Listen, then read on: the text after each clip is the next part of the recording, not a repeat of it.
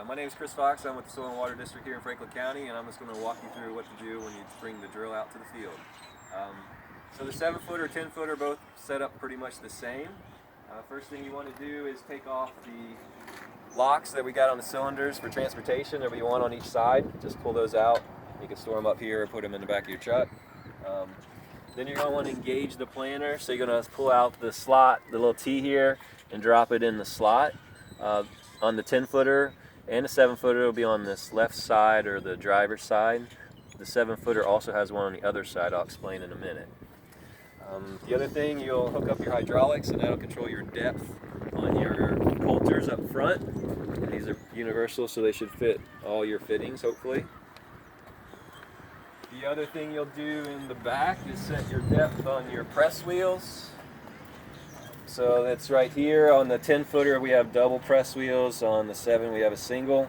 All the way to the back, these are set for as deep as it'll go, and slide it forward and be more shallow. And you're going to have to adjust that according to your ground and the seed you're using. And adjust, just make sure they're all set at the same adjustment. Okay, so they're really easy to adjust. All the way back is deep. You can see it travels more, and all the way forward is shallow. Both the 7 and 10 have two main boxes. The main seed box in front for the larger seed, should be like for your soybeans or oats or things like that. Then there'll be a small one in the back for like clover, alfalfa, maybe timothy. And then the 7-footer is also set up with a native grass planting, which only a few of you will probably be using that. If you are doing the native grass, then you'll have to engage this side. Same thing, pull that T out and drop it in the slot. This not only engages the acre counter, but also engages the drive that actually plants. So if you don't do that, you're not going to be able to plant. Just make sure you disengage it when you're done planting, or else you're going to get counted for more acres. So setting the drill. Inside the box here we'll have a chart, and you'll just pull it out and go. You're going to use the main seed box. Go to that page.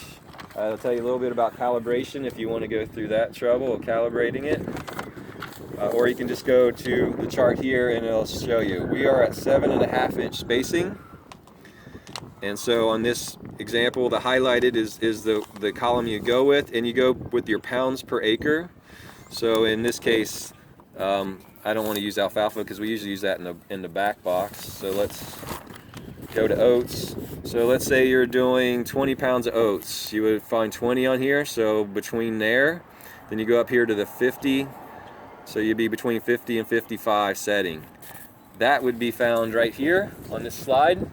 Just loosen the wing nut and slide that to the setting that the chart shows you. Pretty simple to do, pretty easy to adjust. But it's also something we recommend that you do a little bit. Don't do the full 20 acres or whatever you're doing and then find out if you had enough or not enough seed. Just do an acre or less and kind of see how your seed's doing. So that's pretty simple. The small seed box, let me explain one more thing on this. The 20, when we did the 20, that was in drive type 1. Let's say we needed to do more than 40 pounds to the acre. Then we'd have to drop down to drive type 2. So then we find 40 here, so it'd be at 50. So we'd still be on 50 there, but we'd have to set the drive over here. You can see there's numbers on there. 1, all the way up to 4, and on that setting for the oats, we would have needed to have it on 2.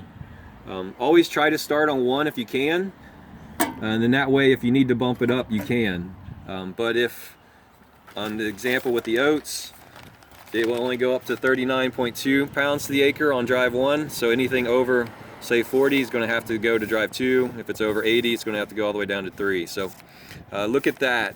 On the small seed box, we don't have a drive, it just has a straight setting. So you'd find alfalfa, if you're doing 10 pounds to the acre, we'd set it on 50. And that setting's back in the back. You have to climb up on the drill, the same type of thing, a wing nut, and you just slide that across to your setting.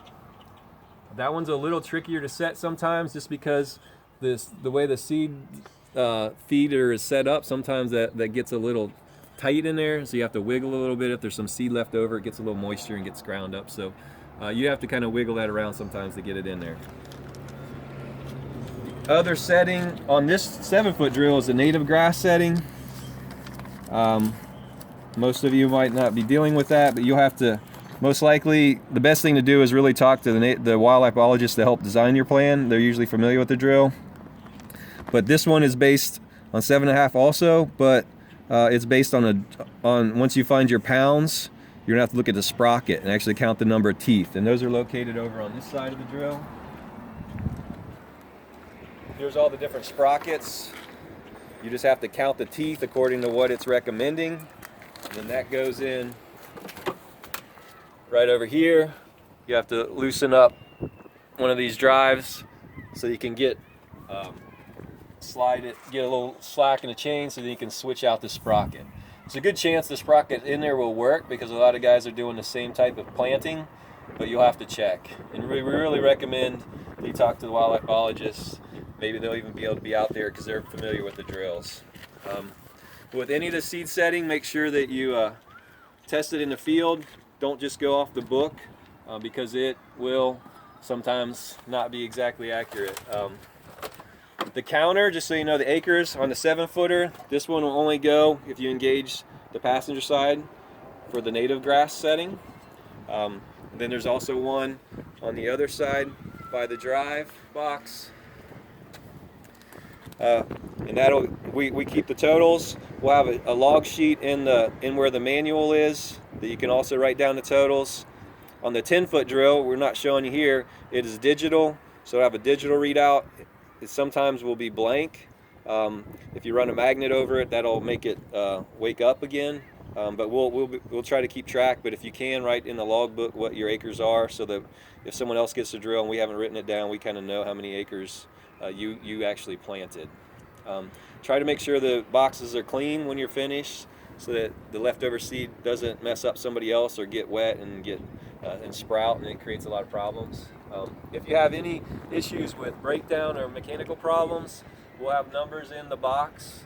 You can call one of our supervisors so they can tell you, if we need to take it to Zimmer's or if it's something we can repair ourselves. But hopefully this gives you a basic, quick rundown of how to set up the drill. And if you have questions, call the office or call one of the numbers in the box. Thanks.